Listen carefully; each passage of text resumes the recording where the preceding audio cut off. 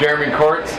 You just finished up qualifying, got the mains all posted, and you're in both the truck and buggy main. How you doing? I'm doing good. You know, I'm happy to finally make both mains. In Arizona, I only made one and then stuck in the other. So it feels like we're making progress as a team and as a company too. So I feel pretty good since it's just really two of us out here for this race. So.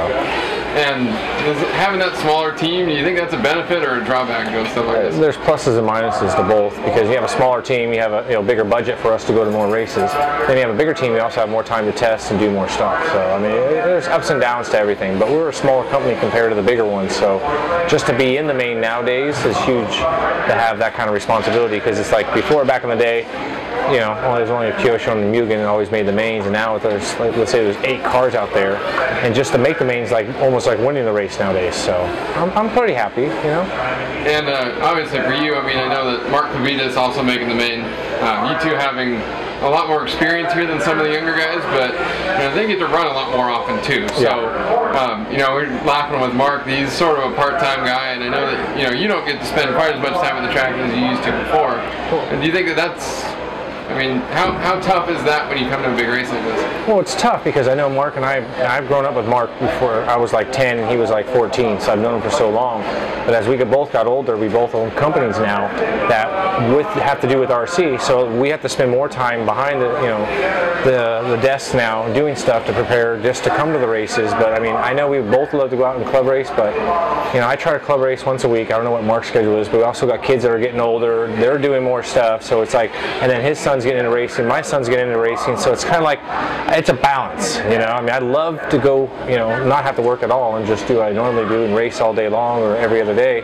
But you know, there comes a point in time where as you get older, you got to have to think of the next step of your career and stuff, and you know, planning for that kind of stuff. So that's kind of where I'm at. I mean, so.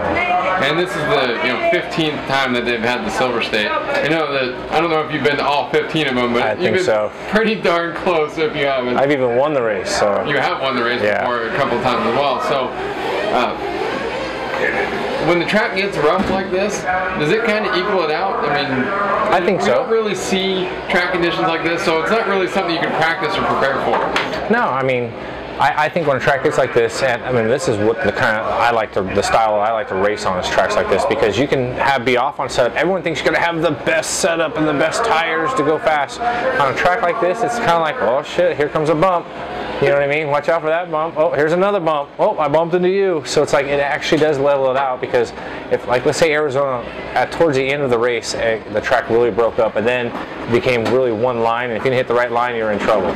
So then if you got offline, you're like in the back of the pack. Here it's like 10 feet of just whatever you want to go and make room, you know, to pass and stuff. So I think this is going to be way more leveled out or evened out for everybody, because you can have room to actually pass in this track instead of being one line. And another thing that I was laughing about when we talked the other day, wasn't on camera sadly, but you know, we've seen people all over the pit area. They're scrambling to make all these changes to their cars, and I think your actual words were, "There's nothing I can change on my car that's going to help it handle this. I just need to drive it." Yeah, and that's the biggest truth. I mean, it's just like in motocross and stuff.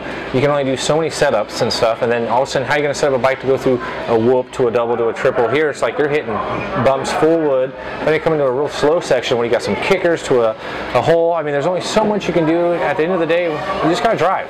Yeah. And I think people forget that. Oh man, what's Cavalieri or Tebow setup? That's what I need. It's like, just do what you think is right, you know? So it's like, you know, I do my normal preparation, cleaning this and, you know, doing that and stuff, but at the end of the day, it's like, I think some people overdo it. You know, they waste a lot of money on shock wheels and this and that. It's like, sometimes just go out there and drive it and see if you can just get some good laps in and then go from there. And you know, we talked about how you've been at this race for so long, but you know, 15 years ago when this race started, you had already been racing for 10, 15 years at that point. So yeah, I started young. Yeah. What has kept you going for so long? I mean, you're going on, you know, 20, 30 years of racing now. I think 25 or so. Yeah. You know what I mean? I wasn't that good at motocross. Kept getting hurt. And then my dad started our t-shirt business, which we do almost everyone's shirts in the industry. And then, you know, the love of like growing up with all these guys, like Mark. My dad had a station wagon with wood trim on it, with a rack on it, and he had a BMX or a 10-speed bike. Didn't have a driver's license. We bungee cord his bike on top and take him home at the end of a club race at Hot Rod or Hot Tracks back in the day. And it's kind of like, these are the guys I grew up with, you know. And this sport has provided my family with so much stuff that it's kind of like it's hard for me to ever get away. You know, I wouldn't imagine doing anything else because this is what I grew up doing. So that's kind of how I look at it. I mean, that's what keeps me going is that I come here, have a good time with my guys, and then also I hustle, you know, getting more business, you know, if they ask me or something, and then just the racing part of it. I still love to race. I mean, I'm sitting there playing freaking Mario Kart with my kids, and they're smoking me. I'm like, damn it, you know, a 6-year-old is like, damn, cheating on me, you know. So it's the competition, I think, is what I like, you know, and then hanging out with your buddies, you know, like seeing you and stuff. I don't get a chance to see you a lot, so I see you at the races, so it's like, hey, what's going on? Yeah, gosh, I've known you for forever. 15 years since I was about that tall. And, you know, you talked about how you grew up with Mark, but it was only about 5 minutes before we turned the camera on, you were making fun of the fact he gets to race in the 40 over class. You'll be there before too long. I got 4 more years. Then I'll be competitive again, I feel, you know. But, you know, I mean, it is what it is. It's just a sport, you know, like Mark, you know, at the last one I don't know if his son was in Arizona, but I know that Thunder Alley, his son was there. It's like, it's cool to see that transition.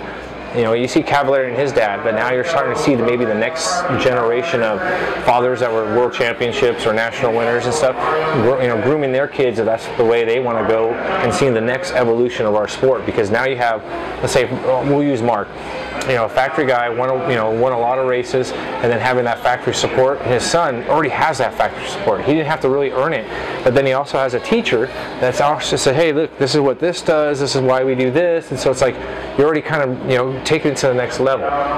So I'm really anxious to see what that next level with these kids and father and son teams, you know, are going to do. And you said that your son just started racing. Is that something that, was it kind of your idea to get him into it? Or he just saw like, hey, daddy's been doing this forever, I'm going to give it a shot? Yeah, he's 6. He's been driving since he was 4. And he runs my electric A-scale and stuff. And, you know, we got the Camarillo and I turn it down to like 40%. And he's out there just kind of, he gets around the track. I mean, he may not be the fastest guy. You might run into your foot or something. But he gets around and he starts making laps. And I don't know, I think it's just cool.